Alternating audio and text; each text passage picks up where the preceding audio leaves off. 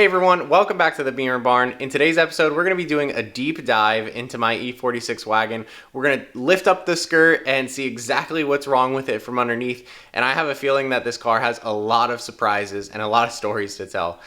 So after we look underneath the car, we're also going to be scanning the car and trying to see what kind of fault codes it has. Now keep in mind, since the belt flew off and I was driving it and we put it on the trailer and all that, the car has a bunch of under voltage codes, I'm sure. So we kind of have to sift through those to see what real codes it has and what electrical issues could possibly be hiding underneath. And then at the end of the episode, we're going to be doing an oil change because I want to get this thing full of oil so that while we're doing some of the repairs on the top side, we can be driving it around. And then when we do the oil pan gaskets and stuff from the bottom side, we'll just do another oil change with fresh oil and it'll be good to go. So I hope you enjoyed today's video, and without further ado, let's get straight to work.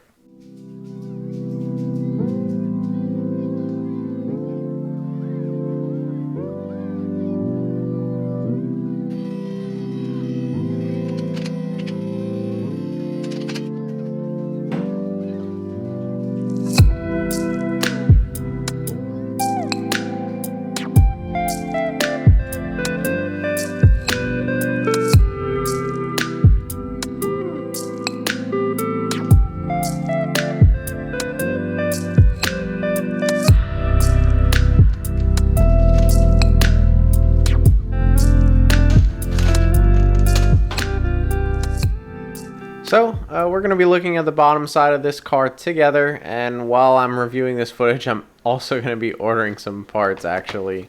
But the first thing that we noticed was that the under tray was completely broken and that the oil pan was just leaking so much oil, just covered in oil top to bottom, and actually leaking behind the car as well to the plastic tray for the transmission. So looking at the top side of the motor too, we see some valve cover gasket leak, so some oil coming from up there. Thought this was pretty funny, the oil on the BMW logo. But that definitely needs to be addressed and maybe cleaned off. So here are the engine mounts, and the engine mounts are definitely worn. You can see that the rubber is cracked and all dried up. The axles in the front, these are always going to break on a front-wheel drive or an all-wheel drive car in the front because of the turning radius and all that. So those are just slinging grease everywhere. They've landed grease all over the struts and the assemblies here. So these definitely need to be either resealed or replaced. And same thing with the steering boots. Those are torn too. So the control arm bushings are nice and dry rotted. Those probably have some play in them. And it definitely looks like the inner control arm bushings or the ball joints have worn past their due date. And now we're going to work our way towards the back of the car where we see some surface rust on some of these panels. And then our drive shaft support bearing, which is actually fully torn and causing that deep thud from the transmission tunnel. The exhaust has a flap built into it, but I think it's stuck in the closed position. And the vacuum line is definitely broken, and I think that we might need to replace this exhaust hanger because it's basically completely gone and rusted away. The fuel tank has some crud here, which I think could be gas mixing with dirt, but I'm not sure yet. But realistically, the biggest problem we have back here in the suspension are these bent control arms. These are bent on both sides, actually. I thought it was just one at first, but it's definitely both sides that are tweaked and need to be replaced. And also what's really annoying is the amount of surface rust on this rear subframe and the differential, and just everything is just covered in it.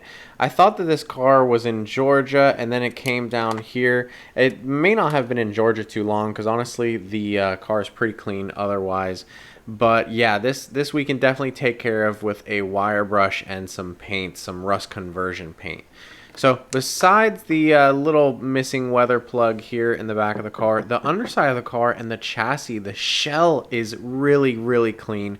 No dents or damage from underneath, no rust spots, nothing going through. It's amazingly clean here on the chassis. So it's nice that all that rust is localized to the pieces that we can remove and repaint. But now what we're going to do is we're going to scan the car and see what kind of codes we get.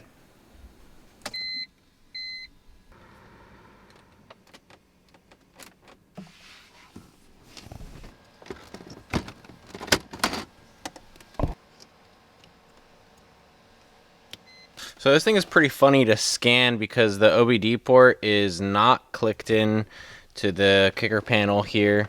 So it would usually come through. There's this little cover that you pop down and then you should be able to put the scanner through, but for some reason it's not in there. So the previous owner already had this loosened up. I'm sure their mechanic or whoever was probably using it like this. And so that's how we have our iCarSoft connected, and we're gonna go ahead and scan for some codes now and see if we can find out anything more about the car. First I want to check the voltage because we didn't get a good chance to really let the battery charge up, but I've had it on a trickle charger, so looks like 11.6 volts. That's not ideal, but it'll probably let us scan codes. We might still have some under voltage codes though. Let's go ahead and see what's up with the motor. I want to clear all those lights out actually, and the same for the transmission. See if we get any hard codes that come back, and then we'll probably do an oil change here and take it for a drive and see what comes back in terms of the fault codes. So this is what the previous owner told me. The first code that we have, which is going to be the oldest one, is a thermostat code. And he told me that is why it had a check engine light, according to him. Now the DMTL pump, that might have to be replaced. That's a very common failure item. Now we got the radiator, outlet, coolant temp sensor, fuel trims. Probably because I'm sure we have some vacuum leaks. It sounded like it has some vacuum leaks. Vanos. Exhaust, camshaft, tight or jammed. Man, this thing needs an oil change for sure. And a misfire on a few cylinders. No surprises. We're going to go ahead and clear those out. See if anything comes back. So radiator outlet temp sensor comes back. Probably want to check that out. Might be disconnected. Might be just shorted out on the circuit and throwing that fault. Now the other module I want to scan is the transmission. Probably going to have some under voltage, yep, battery voltage and torque interface. Gonna clear that memory out, see if anything comes back. So I didn't think that there were any issues with this transmission. The ABS, same thing. I was watching the video, our footage in the last video, and saw that the ABS light actually turned off after I was driving the car. So I'm sure that ABS is probably good. Power interruption, under voltage, makes sense. So we're gonna clear that out, and no codes come back. So that's good, because usually having an ABS issue can be pretty expensive once you think about getting those things rebuilt or replaced. But you can try to get one used, and you know, that'll generally save you some money. But steering angle sensor, yep, internal fault, just probably from the low voltage, because like I said, after we drove the car, it went away. So no fault codes there. And that's it. This car has 5 modules. We've learned that the car probably needs to have a coolant temp sensor replaced. But besides that, need to replace the thermostat because it looks pretty old on the car. Looks like it might have been leaking some fluid too. So replace that, and our check engine light should go away. Transmission would be fine. And the lights that we saw last time, I think those were just because of low voltage. And then the oil light, again, that was from having low oil. And we need to solve a lot of oil leaks on this motor, that's for sure. By the way, while we're in the interior here, I wanted to mention that I purchased a sample kit of headliner material from my favorite store where I like to work with and get their materials from. I actually used their material on my 318 Ti. It was a light silver and it came out really good. So I'm looking forward to getting the samples back and seeing if we can find like a light suede material that would match this trim color.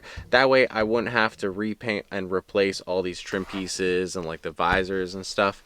But if not, we might even see if there's like an OEM material available that would just replace this and look pretty good here in the interior. And again, we kind of want to go with something that requires less work rather than going out and trying to paint these, because I don't think that'd be really cool painting these, especially since, you know, there's no way to get underneath here. And so my OCD would say that since you can't get underneath there and paint it, it's probably not worth it to try. But yeah, I just wanted to let you guys know. Let me know what you think. Should we go with like a darker color than the trim, or should we stick with something light and that way it would match? So I'm excited to get into the headliner with this thing. I think that's going to be one of the cool projects we're going to be doing. And just like I said, waiting for some samples. Maybe I'll show them to you on a community post or something on YouTube. So I really appreciate you guys' responses to those community posts, the polls that we do. So yeah, I'll be asking you about that later. Oh, and this is the old rearview mirror from my E39. I went ahead and fitted it in here because the original one is like completely broken. I don't know if this is like an M3 mirror or not. M Sport, I don't know, but it is very, very broken back here. So it might be good for parts. I don't know what to do with. Let me know if you think this is worth a couple bucks. Maybe I'll throw it on eBay. I don't know. Now, one thing that the codes don't tell us is why the radio doesn't work. And for some reason, I couldn't get a signal reception out of it.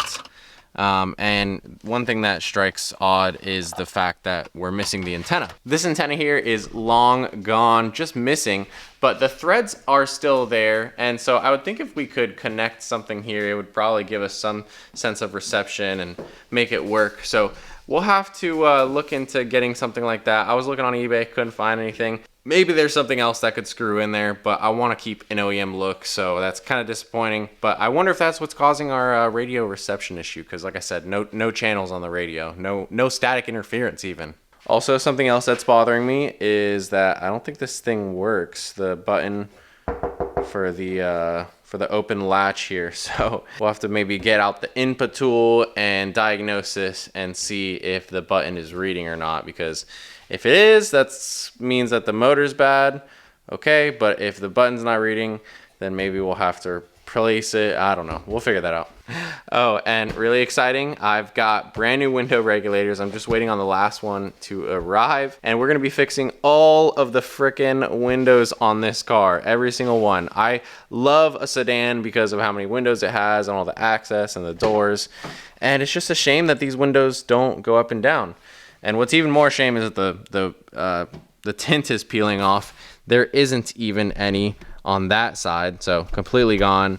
And on this side, it's still there, starting to peel off and just peeling off everywhere. So we're gonna be removing all that tint for sure. I've got like a steam cleaner, and I'm hoping that's gonna help us remove the tint. And who knows, maybe I'll try my hand at tinting it. But I think that most people in the north don't really use tint a lot because, correct me if I'm wrong, you guys in the north, do you guys like to have tint on your cars, or do you not like the tint because you need that extra heat to get in the car? I mean, I don't like too dark tint, that's for sure. I still have my bubble car on my hatchback here. You can see right through the windows. That's the factory tint all around, and I'm a fan of it. Helps people see the inside of the car when they walk by it and see the nice interior. This thing's got a beautiful black interior. I don't think I would want to hide that. But yeah, let me know what you guys think. Should we tint it? Should we not tint it? Do people in the north prefer the tint? I don't know. The corner lights definitely need to be replaced. Probably gonna go with some depot ones, maybe some Euro ones, but if I do the Euro markers, then I also have to do the clear side markers as well. So you definitely want both of those to match. We'll probably take the headlights out or maybe just leave them on the car, but definitely need to polish these up, maybe sand them down and re-clear them so that it doesn't happen again. But we want these things to look brand spanking new. The bumper, it does have that little hole in it. I'm kind of embarrassed, but this car is, I'm thinking, going to be one of those cars that, it's gonna look really, really, really good from 10 or 5 feet away. But if you get close and you start seeing some of the little dents, something like this, I wonder if I can fix it with like touch-up paint. That might be the easiest way rather than trying to paint this and blend it or anything like that. But I think if we give it a full good wash, obviously, clay bar, and then if we maybe wet sand some spots, but give it a full compound and polish, the paint's gonna really pop on this car, and it's gonna be pretty beautiful from the outside. It's not gonna be a show car by any means, and it does have good miles on it, but I think that we can get this thing to be a really good driver. Right, Goose? Now up here on the engine, it's safe to assume that most of the usual problems on M54s and M52s are probably occurring here. We already know that the thermostat is failed, and of course these ones have the sensor built into the thermostat with a plastic housing. Just a really bad combination there. But it's safe to assume that the water pump hasn't been serviced in a while, so that probably needs to go. The car had a bunch of oil over here, which we pressure washed in the last episode, but that's not going to get rid of any of the problems. So I think that we need to address the oil filter stand gasket, which is going to be right there, and probably this pressure line, which is underneath the solenoid there for, I think, the Vanos. And this thing, it's got a little bit of surface rust on it, maybe a little bit of oil. Not sure where that could be coming from, but I do want to disassemble it, and if there's a gasket there, replace it. Same thing with the valve cover gasket. We saw that there was some oil from the bottom side there, so it definitely should be replaced here.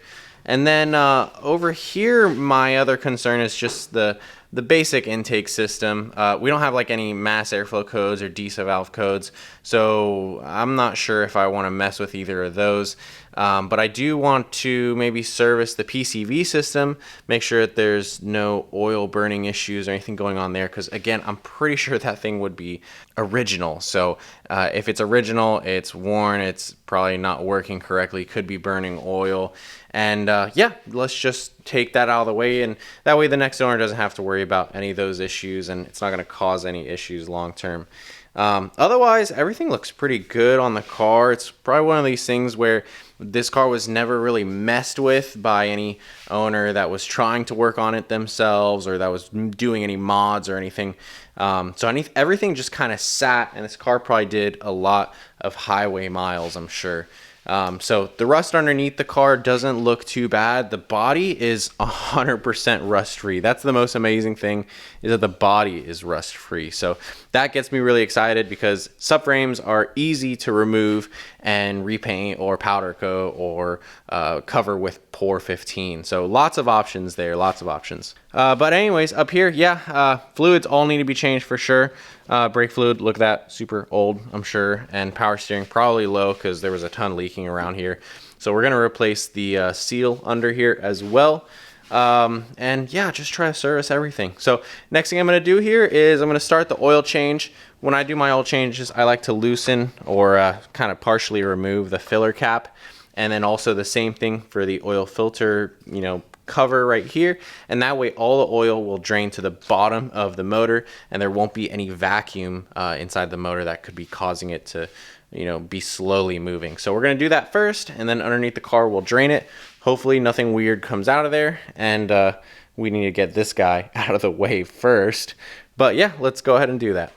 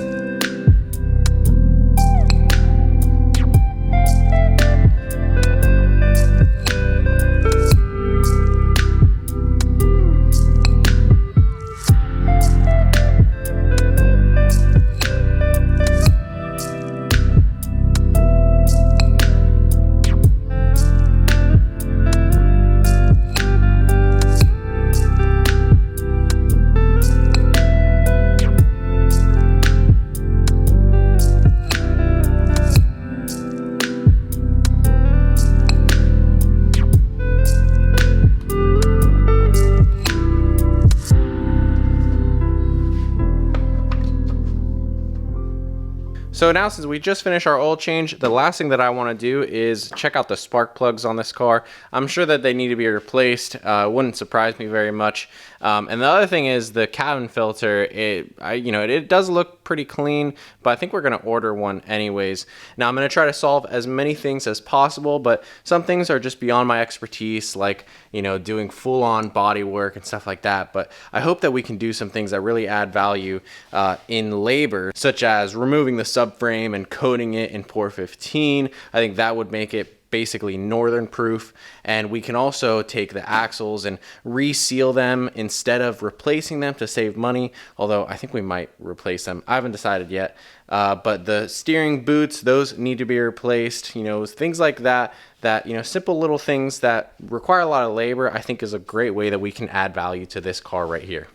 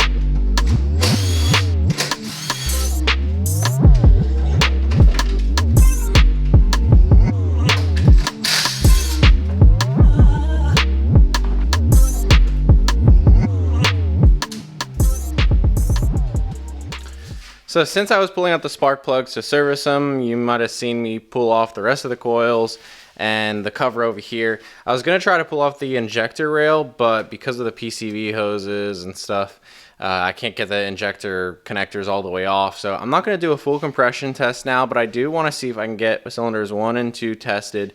And we got the rest of the coils pulled out, so the car shouldn't ignite or do anything weird.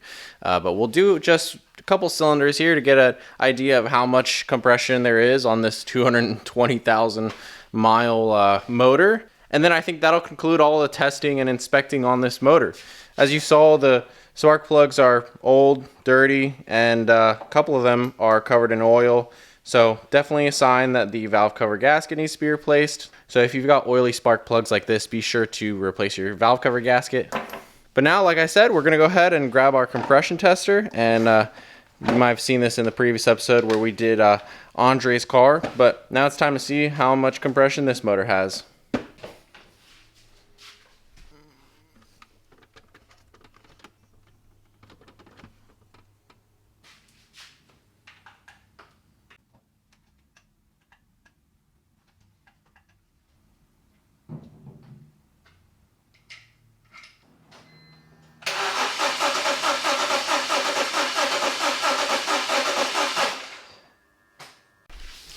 Uh-oh, let's see. What's the magic number? Holy cow. Almost, like 140. Wow. 220,000 miles. And the motor's cold, so maybe a little bit more. You could say it might almost be like 150. So yeah, we disconnected the fuel pump. Let's try cylinder number 2, see what kind of compression we get there.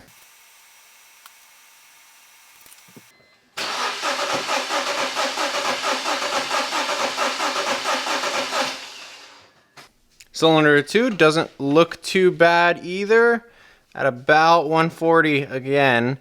So 220,000 miles, dang, pretty healthy engine.